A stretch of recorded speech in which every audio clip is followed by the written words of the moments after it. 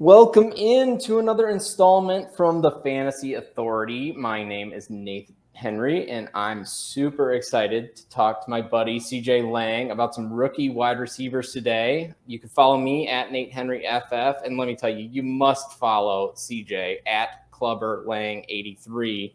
But before we talk about any of the 2021 rookies, I want to remind you to click that subscribe button and hit the bell so you get notified whenever any more of our spectacular video content drops.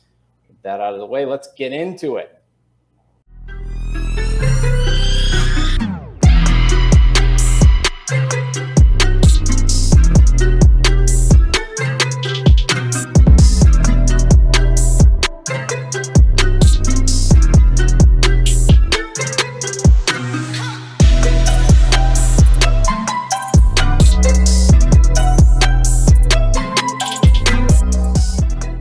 All right, CJ, 2020 was a heck of a year for the rookie wide receivers. Last year, we saw 6 rookies accumulate more than 750 receiving yards or more. Group that included Brandon Ayuk, Jerry Jeudy, Chase Claypool, T. Higgins, CeeDee Lamb, and of course, headlined by Justin Jefferson, who set the rookie receiving yards record. It's also worth noting that Laviska Shenault and Michael Pittman both eclipsed 500 yards, and they really shouldn't be forgotten. So we saw rookie wide receivers show out in 2020 more than usual. To be fair, 2020 was considered by many draft nicks to be an exceptional wide receiver class. Satisfyingly, the 2020 wide receiver class immediately rose to those expectations and helped people win redraft championships, which is especially notable because the COVID pandemic canceled OTAs, preseason games, and made training camp completely atypical. Still, if 2020 can be extrapolated, then we need to adjust our rankings and redraft strategies to start targeting rookies who are ready to contribute in year one.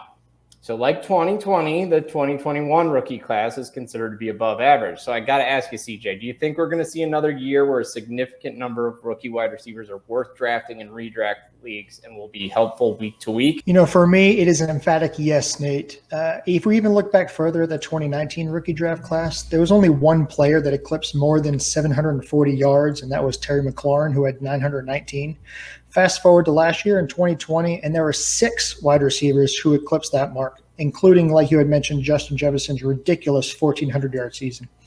Now, this year, I think there will be several candidates who could go high in redraft leagues, and I'm not saying this not just based solely on their talent, but because of the juiciness of their landing spots. In fact, 3 of those hopeful wide receivers are actually playing with the quarterback they played with at college, and that's Jamar Chase and Joe Burrow with the Bengals, Jalen Waddle and Tua with the Dolphins, and Devonta Smith and Jalen Hurts with the Eagles. I think those established rapport and those previous reps will certainly help them transition to the NFL. Now, do I think that we will have multiple 1,000-yard receivers in this rookie class? Absolutely not. But I think we could see similar numbers to those 2020 rookie wide receivers. Yeah, without a doubt. I think there'll be some guys who make an instant impact worthy of a draft day consideration, even in your typical redraft league. I think we can both agree that Jamar Chase will have day one value. I mean, he was drafted 5th overall. He's got that rapport you just mentioned with Joe Burrow already established, and he should see a pretty high target value. He does have to fight with 2 other really skilled pass catchers in T. Higgins and Tyler Boyd. But beyond Jamar Chase, give me some names you like, CJ, who could contribute to fantasy teams right away. As I mentioned, I think Devonta Smith will have an immediate impact with the Eagles. He already has that relationship with Jalen Hurts. He's coming off of a sick Heisman Trophy campaign where he dominated the position in college football with over 1,800 yards and 23 touchdowns en route to that national championship. Now, I don't give a flying whatever about his BMI and his size. He can pack on weight. He can grow horizontally, unlike Rondale can't grow vertically.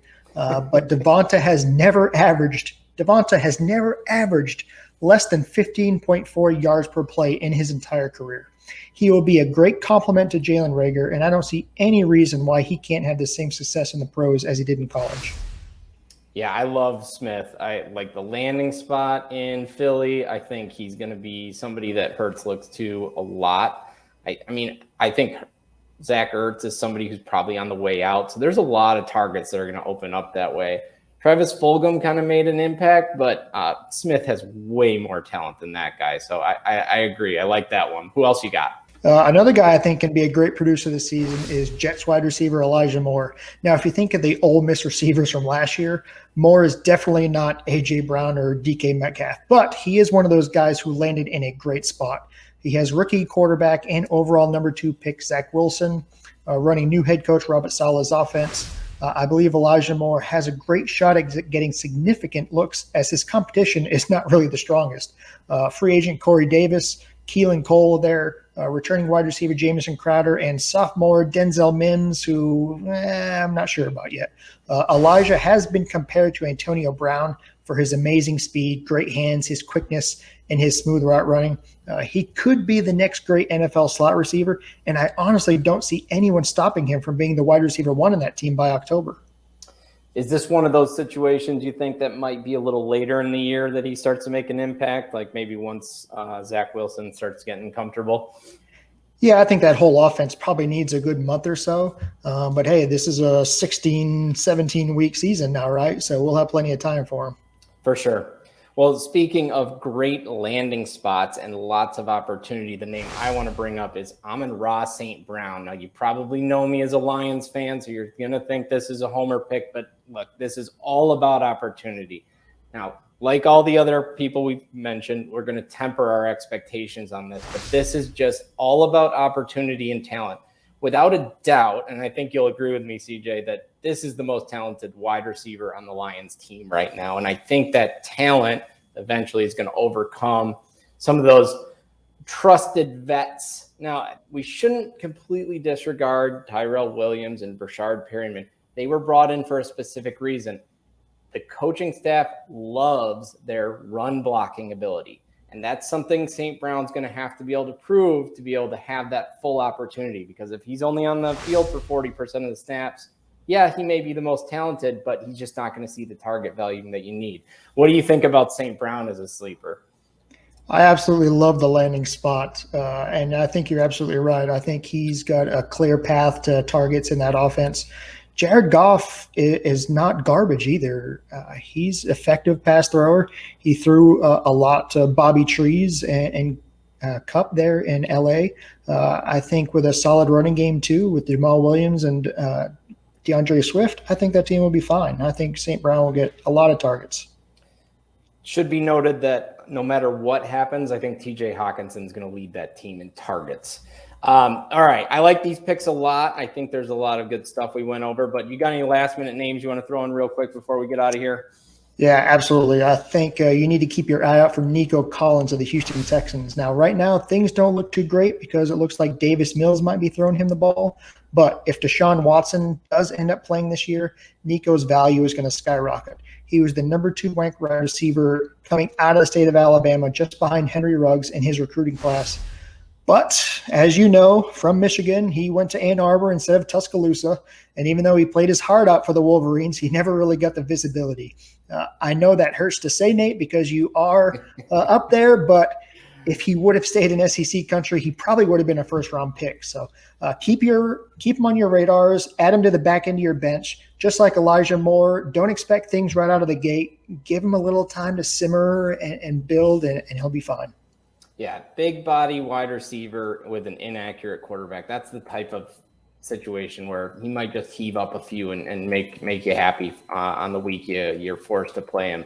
I hope you're right. I think Nico is a talent and bigger talent than his draft recognition got. And I think he probably would have done better to actually play in 2020 instead of sitting out. So I think that's a name maybe some people don't fully know. So I'm glad you brought him up. Hey, anyway, this was a ton of fun. I think we should do this more often. What do you think? Absolutely. I'm ready. Let's do it. All right. We got a couple more months before the redraft season really starts hitting its stride. But if you like this video, please remember to like and subscribe. We got a ton more videos planned for the next few months, and you really won't want to miss it. CJ, thanks for the insights, bud. I'm going to go see if Devonta Smith is still available in Scotty Fishbowl and pray that my league mates don't take him, because you sold me on him. All right, until our next video, I'm Nate Henry. That's CJ. Now go win some championships.